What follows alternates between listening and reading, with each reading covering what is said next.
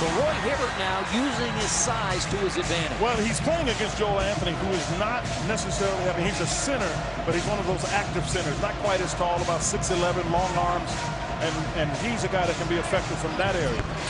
No, he did not shoot one of those in the game last night against Milwaukee. And he did not shoot one early in the year. He and Dwayne Wade, in fact, had not shot many three-point shots. Here's Hibbert to the basket and missed it. Well, LeBron James made him change it. And now here's Wayne. You cannot go to sleep on him. He ran to the corner, and the Pacers went to sleep on him. You can't go to sleep on Dwayne Wade because he may cover as much territory on one dribble and a step as anybody in the league. He's already got 6. He's taking it right to the basket and misses. Yeah, he's got to do a better job of staying in control, but he had himself in good position. And now LeBron scores. And that's the story of this game. Miami scoring at the rim in transition. Indiana coming up empty. That's what we talked about at the beginning of the game. That's what I said was different between playing Denver and Miami. Denver will let you score. Miami tries much more. They make it more difficult for you not to score, and then they run back the other way. So they run on transitions from misses and deflections. And then they've got a 6'8", 250-pound, as I say, a point off to George McGinnis coming at you, who's, you know, his agility is like a point guard. I mean, he is unlike anything you've seen. Anything. And not at that size. He's 6'8" and every bit of 250. And now, 9 minutes in, a 14-point Miami lead. Hibbert's jump shot is too strong, and ball is tipped. Hansbrough can't get it. It's Haslam with it. In his 8th year out of Florida, he's averaging 6 points, 8 rebounds. Now LeBron behind his back, and Haslam, the mid-range jumper. But you can see what LeBron does in terms of facilitating. And then getting control of him is that's why I said Danny Granger has got to spend his time getting control of LeBron James, so his offense may not be going as much. And so a timeout with 1:48 to play. It's almost a repeat of a year ago. The start by Miami in Indianapolis.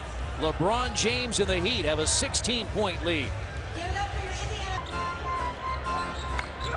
Price uses the screen out to Stevenson, and he pops the 3. It's an air ball. He has lost all confidence in that perimeter shot. Yeah, he did, because he really just kind of threw that one at the basket. You got to attack him. You can't let him just get ahead of steam.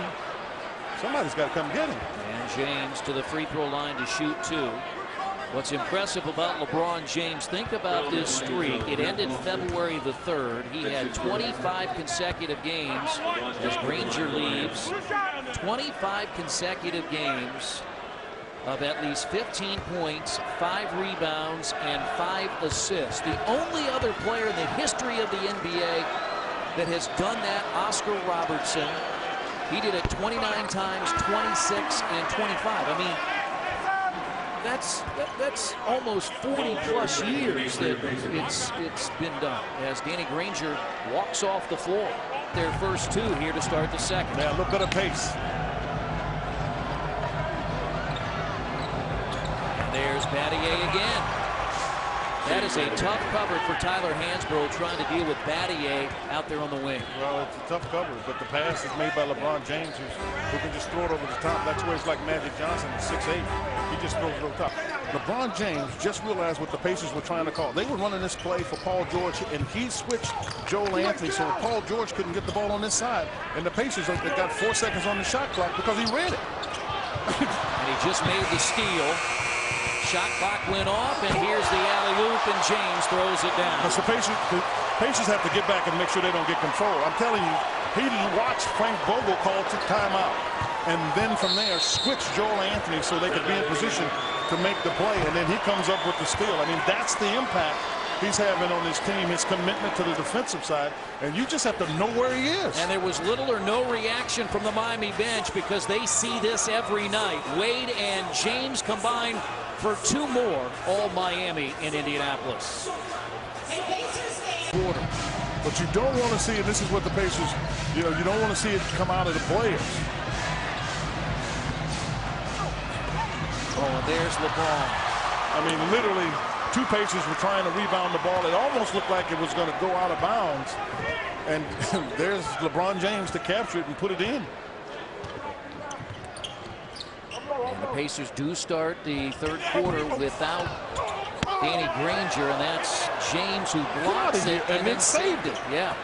My goodness, he was able to time it because Roy Hibbert had to hold up just a little bit. Our team when the 61st All-Star game is played in Orlando's Amway Center. He did get it. No, he got his hand on it, deflects it. Now, think about this, ladies and gentlemen. Gets his hand on it, deflected. Now, to hit the rim, but he gets over to save it in time to get it out so they can push the ball up. I mean, kids. The Pacers get out to do that every year, which I think is terrific. One of the many opportunities that the guys use to give back, and Frank Vogel's been actively involved in that. We'll talk about active.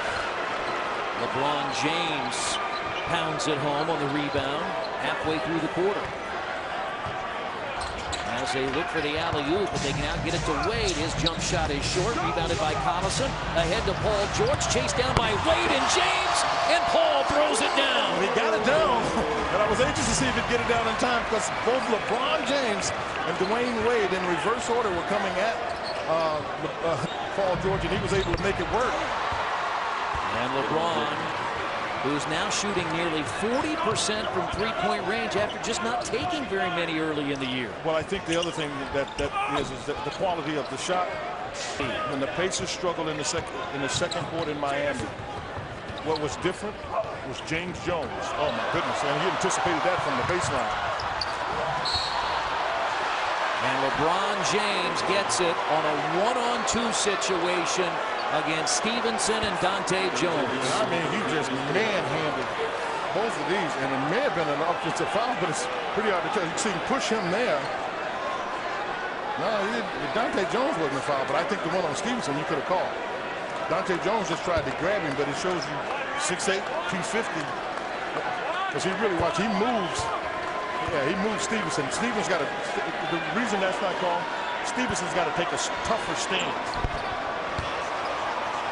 in order for the official to make that call. The night for LeBron James, 23 points, 8 rebounds, and 6 assists. That's just short from the scoring perspective. That's right about where he normally is, but in terms of what he's doing with the assists and rebounds. Our final timeout of the night. All Miami tonight. LeBron James and company with a 20-point lead. 29 3/10 to play. That's all that remains. Miami leads it by 15 in the game. They led by as many as 35. So in 2 games now against the Heat have had 37 and 35-point leads. These teams play again March 10th in Miami. It's a back-to-back Florida weekend. The Pacers play the Heat and the Magic on back-to-back nights. And then LeBron James and Dwayne Wade back here on March 26th. 16 3/10 to play. That should do it. Get ready, strap it up. No need of looking at this one again. Got a game tomorrow against Cleveland and go try to figure out how to get that victory. That's what you do with these games. You need to have a short memory in this business. LeBron James and the Heat become just the second team since the Milwaukee Bucks in 1970-71 to post double-digit wins in all 3 games of a back-to-back-to-back. A dominating performance tonight by the Heat. They are now 23-7 on the year, and they've won the first 2 games of this 4-game regular season series. The final tonight at Bankers Life Fieldhouse in Indianapolis. It's Miami 105 and the Pacers 90.